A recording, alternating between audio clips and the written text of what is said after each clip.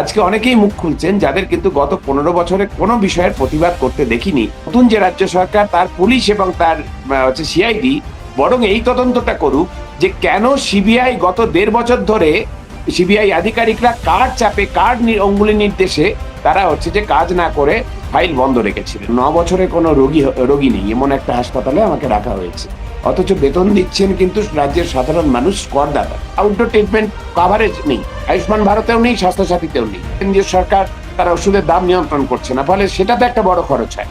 স্বাধীনতার পর এই প্রথম পশ্চিমবঙ্গে ক্ষমতায় বিজেপি। নতুন সরকারের শপথ গ্রহণ হয়ে গিয়েছে, আর তার সঙ্গেই প্রশ্ন উঠছে যে প্রতিশ্রুতিগুলি দিয়ে বিজেপি ক্ষমতায় এসেছে, যে আন্দোলনগুলি বিজেপির জয়ের পথ সুগম করেছে, দীর্ঘদিন ধরে যে বিষয়গুলিতে মানুষের ক্ষোভ ছিল, সেই সমস্ত সমস্যার সমাধান হবে। ডক্টর সুবর্ণ গোস্বামী আমাদের সঙ্গে এই আলোচনায় রয়েছেন। বর্তমানে স্বাস্থ্য ব্যবস্থার কি অবস্থা এবং স্বাস্থ্য ব্যবস্থার হাল ফেরাতে কি কি প্রয়োজন, তার সঙ্গে আমরা কথা বলবো। সত্যি কথা বলতে রাজ্যের স্বাস্থ্য ব্যবস্থাটা এই মুহূর্তে সম্পূর্ণ একটা অরাজক অবস্থায় রয়েছে। সারা দেশের স্বাস্থ্য ব্যবস্থা যে খুব ভালো তা নয়, কিন্তু তার মধ্যেও আমাদের রাজ্যের স্বাস্থ্য ব্যবস্থা অত্যন্ত একটা বিপজ্জনক অবস্থার মধ্যে দাঁড়িয়ে রয়েছে। কেন বিপজ্জনক অবস্থা? প্রথম কথা, যে আমাদের রাজ্যের স্বাস্থ্য ব্যবস্থার মধ্যে যে আমাদের যে প্রাথমিক স্বাস্থ্য ব্যবস্থা, যেখানে রোগ প্রতিরোধ করা যায়, যেখানে ছোটখাটো অসুখ বিসুখের চিকিৎসা করে দেওয়া যায়, বড় হাসপাতালে ভিড় ঠেকানো যায়, সেই প্রাথমিক স্বাস্থ্য ব্যবস্থাটা একরকম পঙ্গু করে দিয়েছে বিগত সরকার। এই গত 15 বছরে প্রাইমারি হেলথ কেয়ার সিস্টেমটাকে প্রায় তুলে দেওয়া হয়েছে। বরং প্রাইমারি হেলথ সেন্টার গুলো আপনারা দেখেছেন যে শাসক দলের নেতাদের তাদের প্রাইমারি হেলথ সেন্টারের ওটিতে যে লকার, সেখানে প্রাইমারি শাসক দলের নেতাদের সোনা দানা, ওই কাটমানির টাকা, লুট করার টাকা, এই যে তোলাবাজির টাকা, সেইগুলো জমা রাখার ব্যবস্থা হতো। অথবা আমরা এমনও দেখেছি বীরভূমের সাত্তরে, যেখানে যে বোম রাখা হতো, বোম বানিয়ে সেটা যে ভোটের সময় ব্যবহার করবে বলে প্রাইমারি হেলথ সেন্টারের কোয়ার্টারে সেটা রেখে দেওয়া হতো। ফলে এই যে স্বাস্থ্য ব্যবস্থার প্রাথমিক স্বাস্থ্য ব্যবস্থাটাকে পঙ্গু করে দেওয়া হলো, এইটাতে সব থেকে বেশি ক্ষতিগ্রস্ত হয়েছেন গরিব মানুষ, প্রান্তিক মানুষ, দরিদ্র মানুষ, যারা যে স্বাস্থ্যের উপরে, স্বাস্থ্য পরিষেবার বিষয়ে যারা সরকারের উপর নির্ভরশীল। দ্বিতীয় যেটা বিষয়, সেটা যে স্বাস্থ্য দপ্তরে একটা সীমাহীন দুর্নীতি। সে নিয়োগে বলুন, প্রমোশনে বলুন, ট্রান্সফারে, পোস্টিং এ, সর্বত্র সমস্ত ক্ষেত্রে একটা দুর্নীতি, একটা টাকা পয়সার লেনদেন, এবং যে সেখানে অনাচার, এবং রাজনৈতিক প্রভাব খাটানো। মানে আমাদের স্বাস্থ্য দপ্তরকে শাসক দলের একটা দলীয় অফিস বানিয়ে ফেলা। এইটা যে হয়েছে, এইটার ফলে যে মেধা ক্ষতিগ্রস্ত হয়েছে। মানুষ মানুষের যে পরিষেবা, অনেক চিকিৎসককে এমন জায়গায় বদলি করা হয়েছে সেখানে তার কাজ করবার স্কোপ নেই। সেখানে যে দপ্তরের তার বিশেষজ্ঞ তিনি, সেই দপ্তরটাই হয়তো নেই। এইরকম করে ম্যান পাওয়ার নষ্ট করা হয়েছে।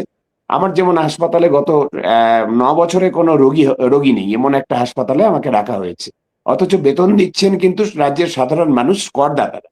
তারা আমার পরিষেবা থেকে বঞ্চিত হচ্ছেন। এরকম আরো অনেকে, ডাক্তার অরুণ সিংকে পিজি হাসপাতাল থেকে বদলি করা হয়েছিল সাগর দত্ততে, যেখানে নিওনেটোলজি ডিপার্টমেন্টটাই তখন ছিল। ফলে এরকম একাধিক উদাহরণ আছে। এই যে সীমাহীন দুর্নীতি, অনাচার, এবং যে পলিটিক্যাল ইনফ্লুয়েন্স, এইটার বিরুদ্ধে যারাই কথা বলেছেন তাদের উপরে নানা রকম একটা ভয়ের বাতাবরণ তৈরি করা হয়েছে, যাতে কেউ মুখ না খুলে।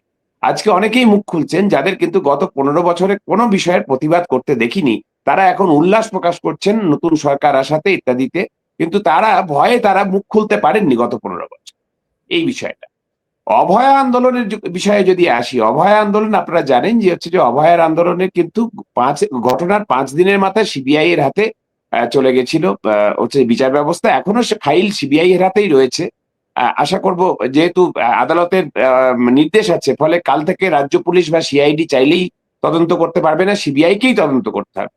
আমাদের দাবি যে রাজ্য সরকার, নতুন যে রাজ্য সরকার তার পুলিশ এবং তার সিআইডি বরং এই তদন্তটা করুক যে কেন সিবিআই গত 1.5 বছর ধরে সিবিআই আধিকারিকরা কার চাপে কার অঙ্গুলি নির্দেশে তারা যে কাজ না করে ফাইল বন্ধ রেখেছিলেন।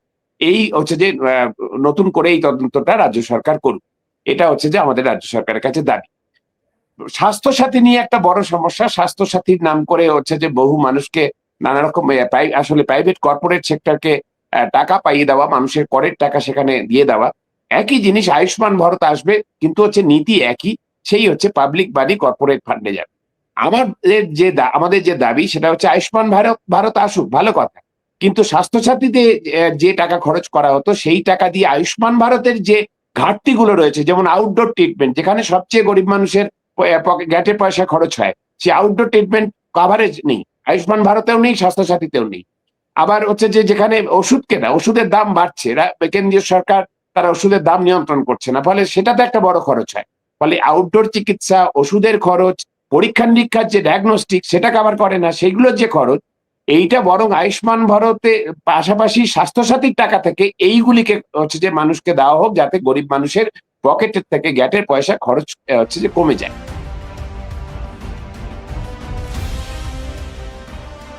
আয়ুষ্মান ভারতকে, যেটা বিমা ভিত্তিক আয়ুষ্মান ভারত বা স্বাস্থ্য সাথী যাই হোক না কেন, এই যে বিমা নির্ভর স্বাস্থ্য পরিষেবা, এটা তো ভারতবর্ষে 14 সালের পর থেকে এটা নতুন চালু হয়েছে, তা স্বাধীন ভারতে তা ছিল না।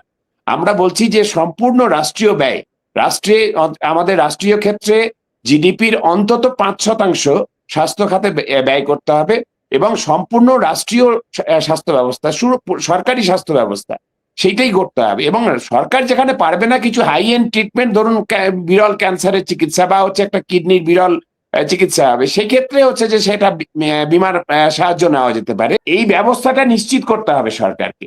এটা শুধু রাজ্য সরকার পারবে না, কেন্দ্রের সরকারের সদিচ্ছা লাগবে, তাদের নীতি বদল করতে হবে, তাদের জিডিপির 5% অন্তত পক্ষে ব্যয় করতে হবে। এবং রাজ্যে আমাদের দাবি নতুন সরকারের কাছে যে স্টেট জিডিপির অন্তত পক্ষে 10% তারা স্বাস্থ্যে ব্যয় করুক।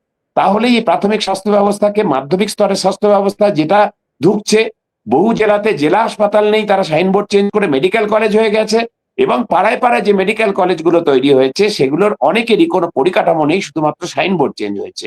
ফলে এই সামগ্রিকভাবে, এবং হচ্ছে যে স্বাস্থ্যক্ষেত্রে যে শূন্য পদ রয়েছে, চিকিৎসক থেকে শুরু করে গ্রুপ ডি স্টাফ অব্দি, অবিলম্বে নিয়োগ করতে হবে, স্বচ্ছ নিয়োগ করতে হবে, দুর্নীতি দূর করতে হবে।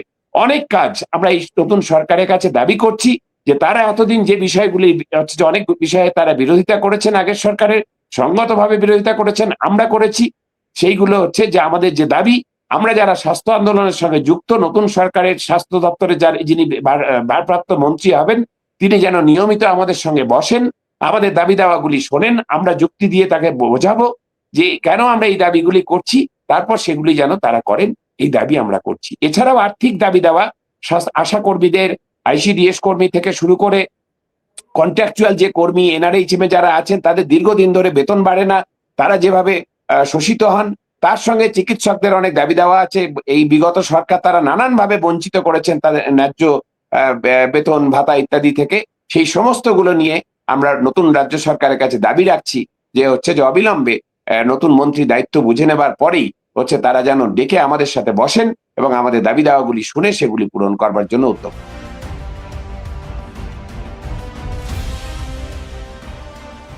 আমরা ওটাই বলছি যে স্বাস্থ্য সাথী আর আয়ুষ্মান ভারতের বেসিক্যালি নীতিগত কোনো পার্থক্য নেই। যদি আয়ুষ্মান ভারত আসুক, সেটাকে সর্বজনীন করতে হবে, বিশেষ করে গরিব মানুষের জন্য।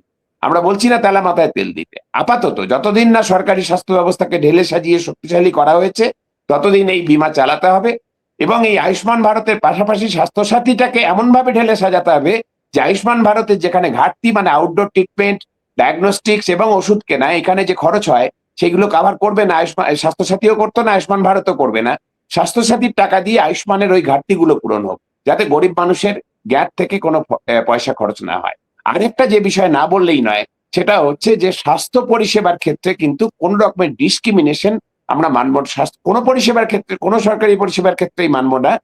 বিশেষ করে স্বাস্থ্য পরিষেবার ক্ষেত্রে যারা পিছিয়ে আছেন, জাতি, ধর্ম, লিঙ্গ, এইসব যেন কোনো বিভেদ না হয়, প্রত্যেকের যেন ইকুয়াল অ্যাক্সেস থাকে, সেটাকে সরকার নিশ্চিত করতে হবে। কোন রকম গৈরিকীকরণের প্রচেষ্টা আমরা হচ্ছে যে মেনে নেব না, সেটা হলে আমরা বিরোধিতা করব। কিন্তু হচ্ছে যে বাকি যে বিষয়গুলি বললাম, যে সরকার যদি প্রাথমিক স্বাস্থ্য ব্যবস্থাকে শক্তিশালী করতে চায়, মাধ্যমিক ও হচ্ছে জনস্বাস্থ্য ব্যবস্থা এবং হচ্ছে যে মাধ্যমিক এবং সর্বোচ্চ স্তরের হাসপাতালগুলিকে শক্তিশালী করতে চায়, তাহলে আমাদের সহযোগিতা পাবে। হচ্ছে যে আমরা সরকারকে সুপরামর্শ দিতে পারবো, আমাদের সহযোগিতা দিতে পারবো, এবং আমরা যারা সংগঠন বিভিন্ন দিন যারা চিকিৎসক আন্দোলনের যারা কর্মী আছে তাদের সাথে সরকার যাতে নিয়মিত বসে আলাপ আলোচনার একটা ক্ষেত্র তৈরি হয়, যেটা বিগত সরকার দীর্ঘদিন আমরা চিঠির পর চিঠি দিয়েছি, কিন্তু হচ্ছে কোনোদিন তারা আলাপ আলোচনায় বসতেন না। তার একটা অগণতান্ত্রিক সরকার ছিল। আমরা হচ্ছে যে আশা করব পশ্চিমবাংলায় প্রথমবার এই সরকার হচ্ছে যে ক্ষমতায় এসছে। অন্যান্য রাজ্যে এবং অন্যান্য দেশে যদিও এই দল সরকার কিভাবে চালিয়েছে আমরা দেখেছি, কিন্তু তা সত্ত্বেও পশ্চিমবাংলায় যেহেতু প্রথমবার এসছেন, আমরা এক্ষুনি তাদের জাজ করব না। আমরা বরং দাবি করব যে তারা গণতান্ত্রিক পদ্ধতিতে এবং জনগণের কথা, বিশেষ করে দরিদ্র জনগোষ্ঠী, দলমত মানে ধর্ম জাতি নির্বিশেষে প্রত্যেকের কথা ভেবে যেন স্বাস্থ্য ব্যবস্থাকে ঢেলে সাজান, এই দাবি আমরা করছি।